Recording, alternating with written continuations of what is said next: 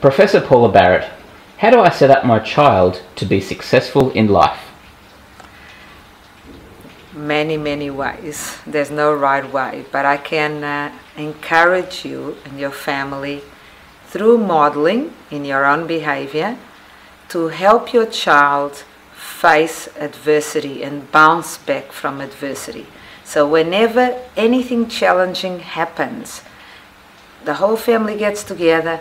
What solutions can we come up to stay strong and together and to overcome this difficulty? What do we need to do to improve and become a stronger person with what has happened?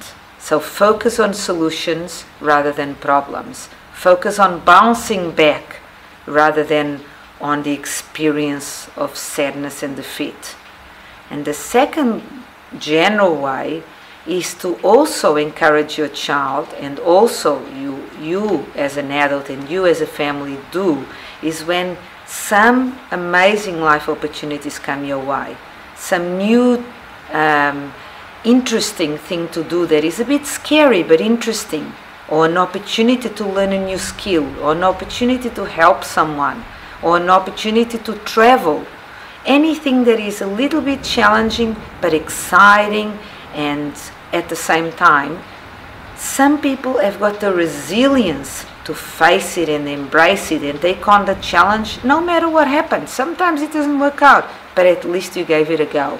And I think that's very important in the definition of resilience, and teaching our children to be resilient is not just bouncing back from adversity.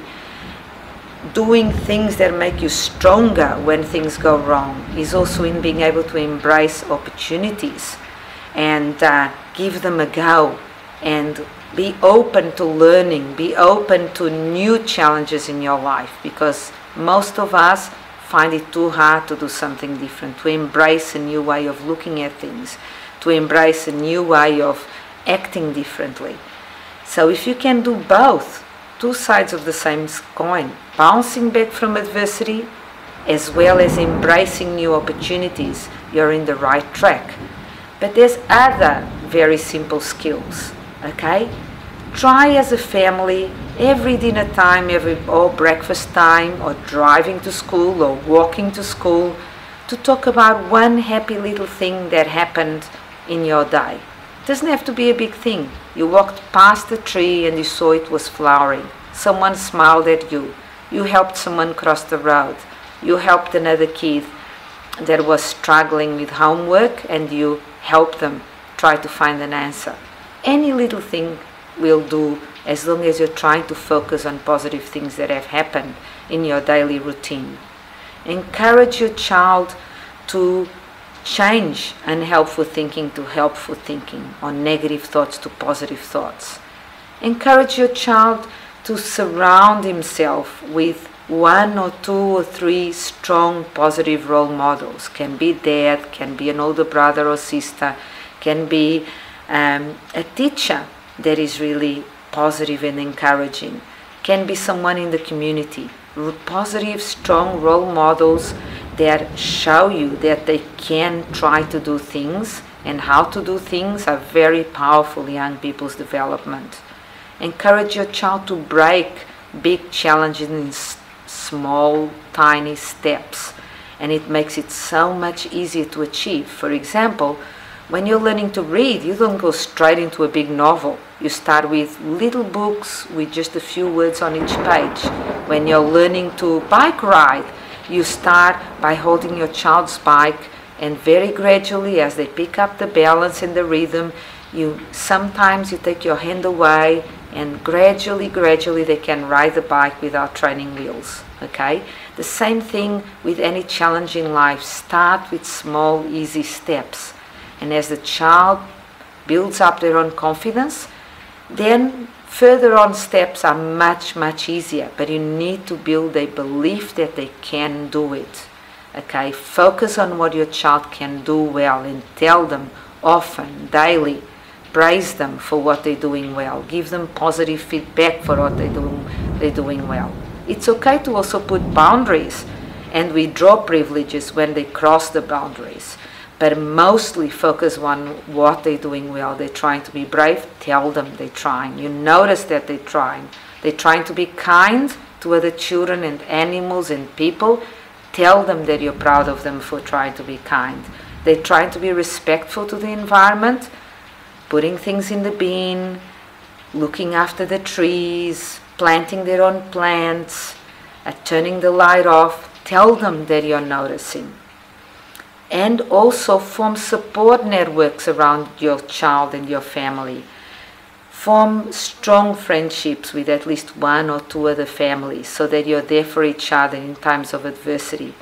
Foster your supportive family networks. If you're very lucky to have an extended family support network around you, treasure it. If you're not, try to form one through your church community or your school community or your sporting community or your neighborhood community. Because the more people you have that care for each other, the healthier environment there is going to be for children in their community. And finally, once you learn programs like the Friends program, which teach you so many tools and skills to become a resilient family, a resilient school, a resilient child, remember that if you learn a language, you will forget it if you don't keep practicing. To be fluent in a language, you have to practice it on and off throughout your lifetime. The same thing with resilient skills. Once you've learned them, please keep practicing, especially when there's challenging times in your school community or your family or in the child's life. That's the time to get the Friends book out and go through the skills and practice them. The relaxation, the positive thinking, the paying attention to positive things around you, breaking challenges into small steps, surrounding yourselves with positive coping role models in your family, in your community, and learning to be mindful. And finally, just have fun with your child. Don't go around and buying lots of things for your child. Just spend time with your child, having fun, playing games in nature. Go to parks, go to forests, go to the beach, go to rivers, go to lakes, go to your backyard and play games outside. Limit screen time. Computers are fantastic for learning for a small amount of time. If children spend their life in front of a computer, they are not going to learn to enjoy nature. They're not going to learn to interact with real people. And they're going to limit their amount of physical activity every day, which is crucial for their physical and mental development and for well-being and happiness.